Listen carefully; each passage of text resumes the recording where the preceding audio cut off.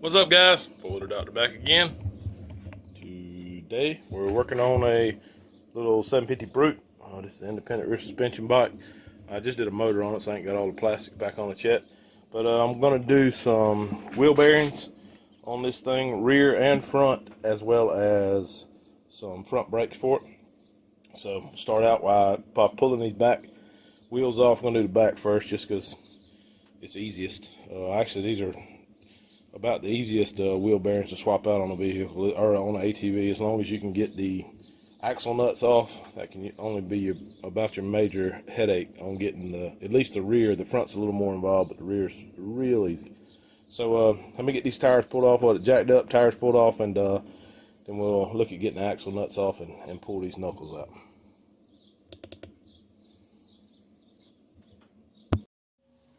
Alright, guys, I got the tires off. This has aftermarket rims on it, so it had a different lug nut. These are 14s. If you happen to run into these, they're real common to be used. Normally, from the factory, these run a 17mm lug nut. So I can rattle off the tools, at least for the rear. You're going to need a 17mm or 14 to get your lug nuts off. This nut here on your axle, if you've got factory axles, I'm pretty sure this one is a 27mm. And then a 14mm either socket or 2 wrenches to get these 2 bolts off here, and then your knuckle will slide off. So I'm gonna see if I can get this cotter pin out of here and just pull this thing apart while you wait. Also, so this is a 750 bike, like I said before. This is the same process for the 650 independent rear suspension bike. The frames on those two are pretty much identical, just different size motors.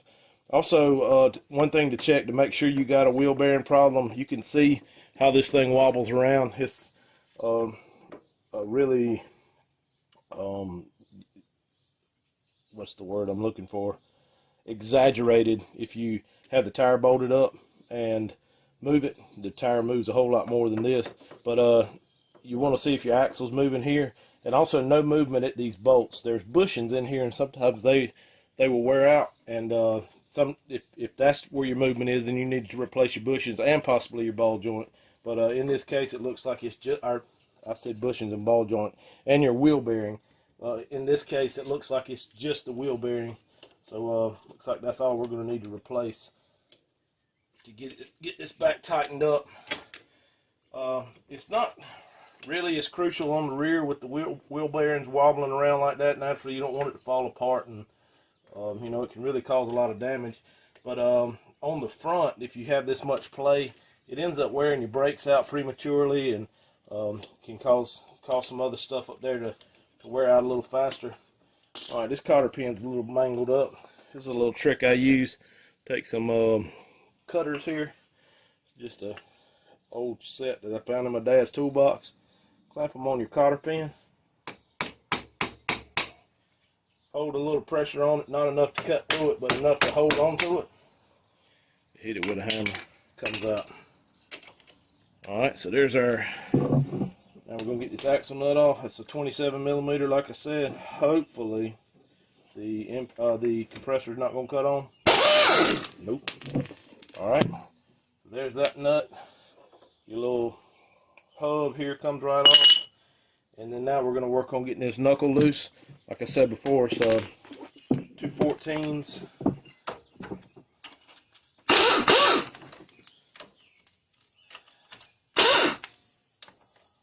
Just like that. Pull your nuts or your bolts out. These usually have a little bit of lube on them, so stick a little bit back on there when you go to put it back together. That one's completely dry. And if you're lucky, it'll slide right off. You see what happened here? The inner race of the bearing stayed on there. I like to just stick that back in there because sometimes they end up pressing on that to press the bearing out.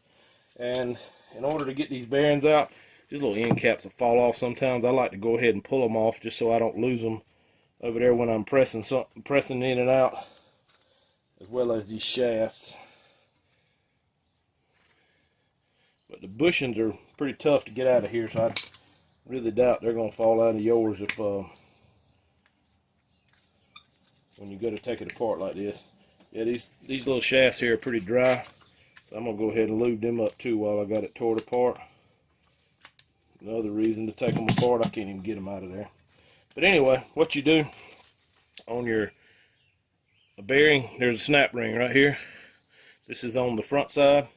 Slide that snap ring together, press this bearing out. I'm going to end up sticking it in my press. Some people beat them out, some people press them out. You can see it's pretty thick bearing. Sometimes these can be tough to hammer in if that's the process you're going to take.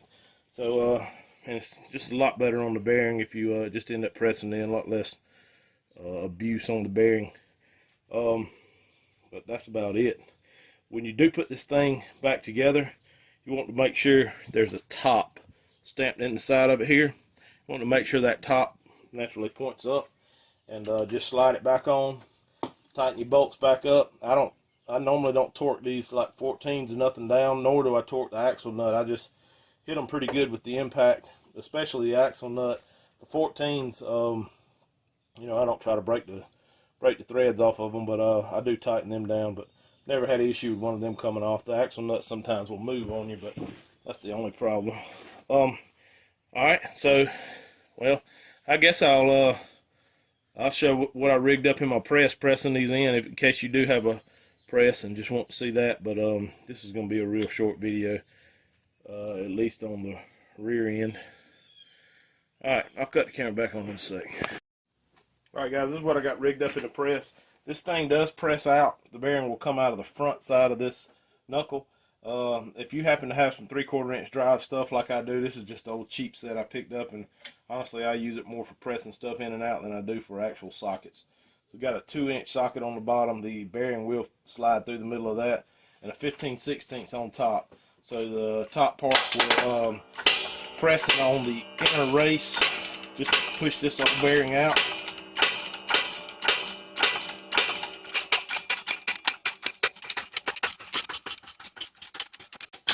And that one was tight the whole way. I've seen some of these before that they get so worn that the bearing is actually wobbled around inside the knuckle and worn out the inside of your knuckle there, that you take that snap ring off and you hit this thing one time, the bearing falls out. If that's the case with yours, you might want to look at replacing the knuckle. Alright, so there's our knuckle. I'm going to grab the new bearing, put a little bit of oil on it, and press this thing back in here. Alright guys, so I got the bearing lubed up a little bit here.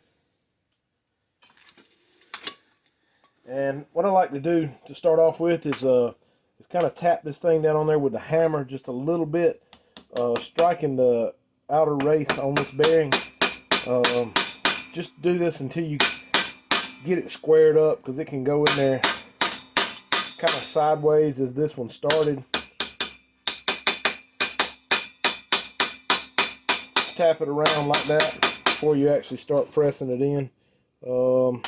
Looks pretty square. Let's go down a little bit over here on this side. There we go. Looks pretty close. And what we're going to do now, I just dropped my seal press somewhere over here. If I can find it, we'll get there. It went.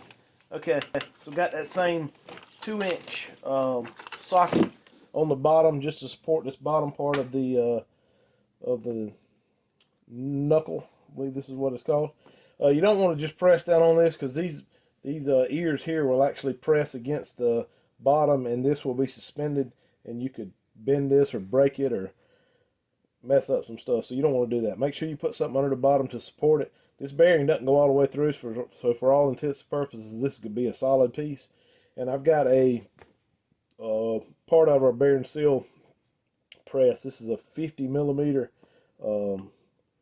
press die, I guess you'd call this, and it fits right on that outside edge of that bearing, and that should work perfect for pressing this thing in. I'm gonna have to grab me a socket just to take up the extra space here, and we're gonna start pressing this thing in. If you're happen to be beating this thing in, or even if you're pressing it in, just keep an eye on it. Make sure it's going down in there pretty straight. It can get kind of sideways, and since you're pressing a steel bearing into a aluminum case, you can really gouge out the side of it, and you don't want to do that. So just keep an eye on it as you're either pressing it in or beating it in if you're doing it with a hammer is, I know a lot of people probably will. And see, this is going in a little sideways. This side's down lower than this. And if you were beating it in, you would just shy your beats over on this side. But since we're not, we're going to slide the socket and press die over to that side to kind of press it off center to try to get it to pop back in there at the right angle. Got to move it a little bit more. See if that'll work.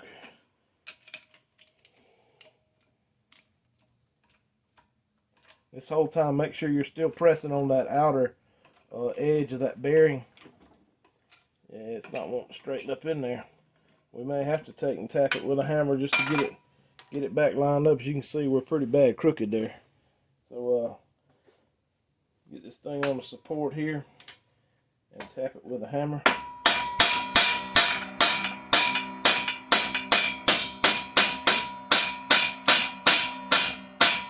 Till you get it back pretty close to lined up. I'm not trying to beat this thing in here. I'm just trying to get it square. So here we go again. Stick our socket back in there. You can see it looks like it went down maybe a little over 1/8 of an inch or so. And these things should just kind of slide right in there. But you do want it to be fairly tight. Yeah, it's sliding in there good now. So just keep pressing it in like that till you get it all the way bottomed out.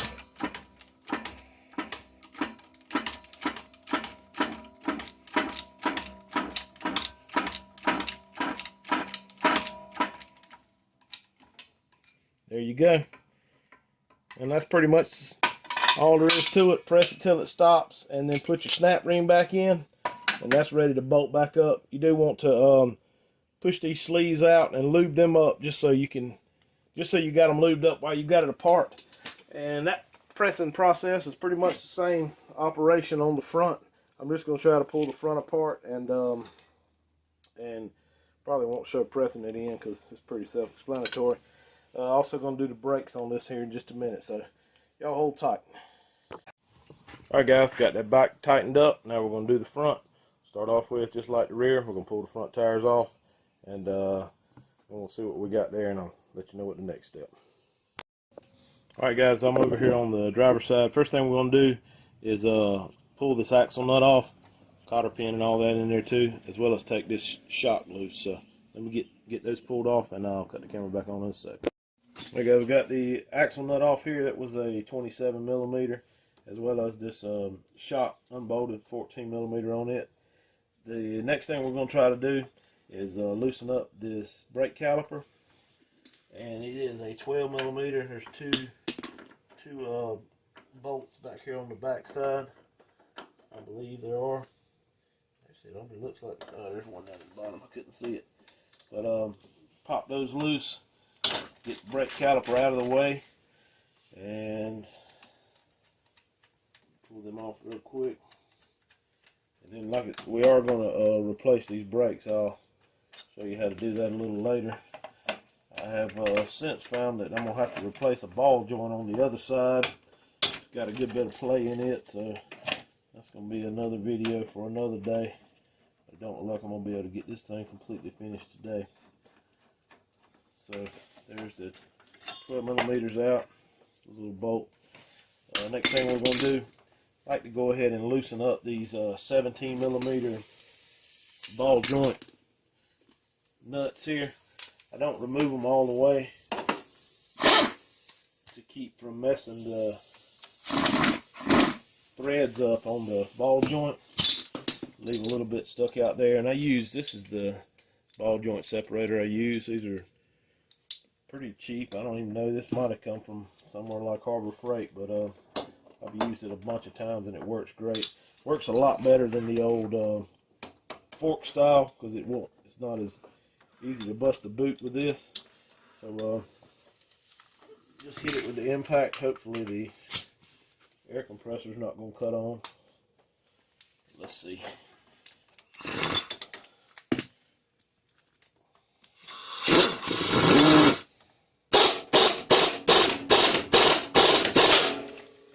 That one had some pressure on it, so that's how it pops loose. The finger of it just pushes down on your ball joint, pops it out, and then you run the nut all the way off.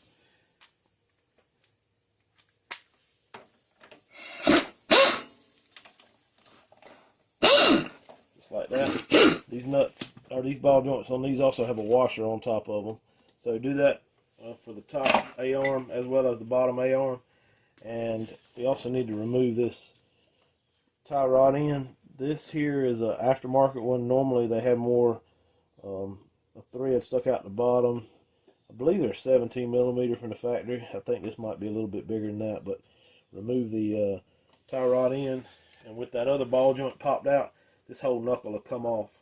So I'll cut the camera back on once I get it off and something rigged up in the press to get that ball joint, to get the wheel bearing out of there. So cut it back on in a sec. Alright guys, got the knuckle off. Clean this thing up a little bit. It's got a real small snap ring in here. Hopefully I'm going to be able to pull this thing out without too much effort. Had to hit it with a wire brush to get the mud out of the end of the ring, but let's see if I can get it in here. Yeah, it's not wanting to pop out that one side. There it goes. Wiggle it around in there. And shoot it across the shop like that right there. And there is the snap ring. So now, just going to rig this up in the press. Press this out and put a new one back in. So I'll rig it up and show you what I got in the press once I get it in there. Alright guys, this bearing here is a little bit bigger outside diameter than the other one, so I couldn't use my 2-inch socket that I used on the rear. I found this piece of tubing that's actually in a ball joint press I got over there that worked perfect on here. Another 15/16 on the top, pushing on that inner race, and just press it out of here. This one's going to be a little bit tough.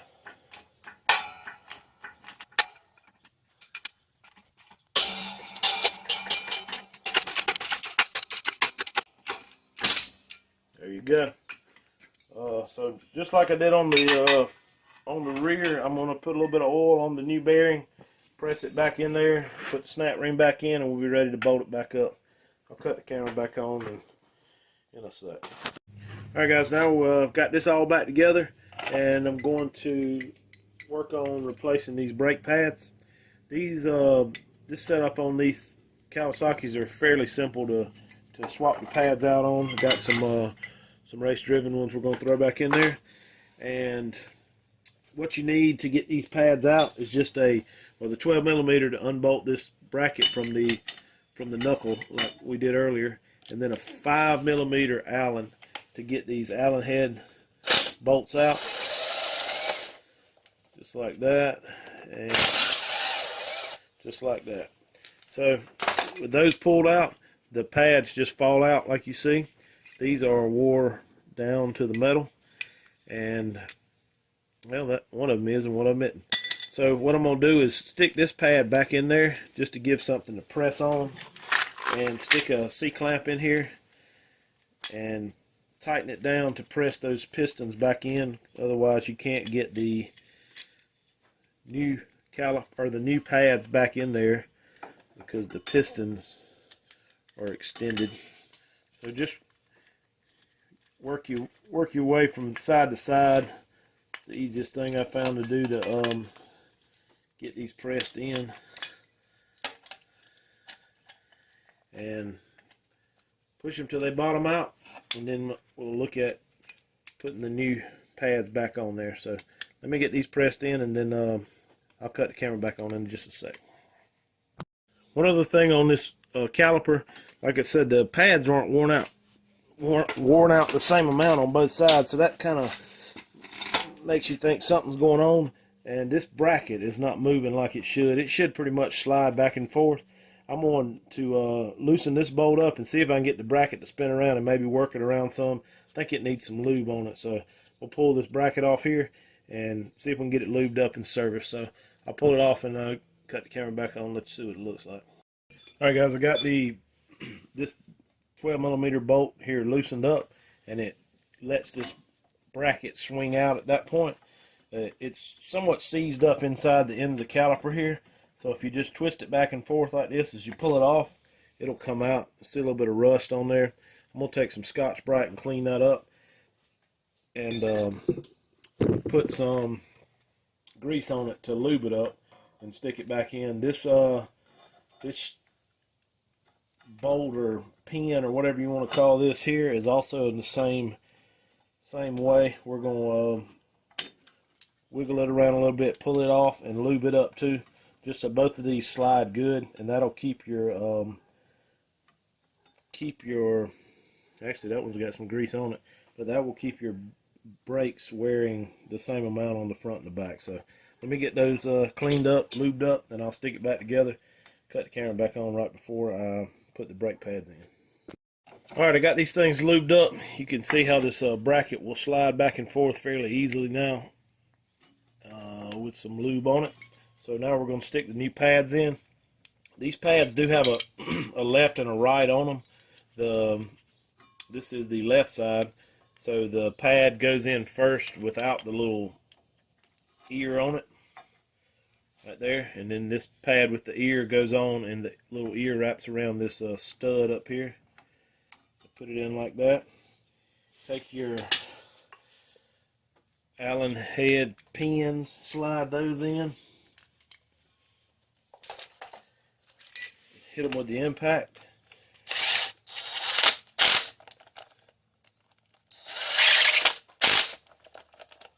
Just like that. Spread your pads apart so they will go over your rotor. Slide it over. These 12mm bolts, a lot of times they'll have Loctite on them. I'm going to stick some blue Loctite on those just so they don't back off. We'll tighten this up. I still need to put the tie rod end on. I haven't done that yet. So I'll stick the tie rod end on and the shock bolt, and we'll be done with this install. So these are fairly easy to do. The front's a little more detailed, or a little more difficult than the rear, but still pretty much anybody can do it and use the press and all this stuff, but you really don't have to use a press. You can beat the bearings in with a hammer. That's been done for years, and it's probably not the ideal way to do it, but it happens a lot. So y'all check out my other videos, hit the like button, subscribe. Have a good night.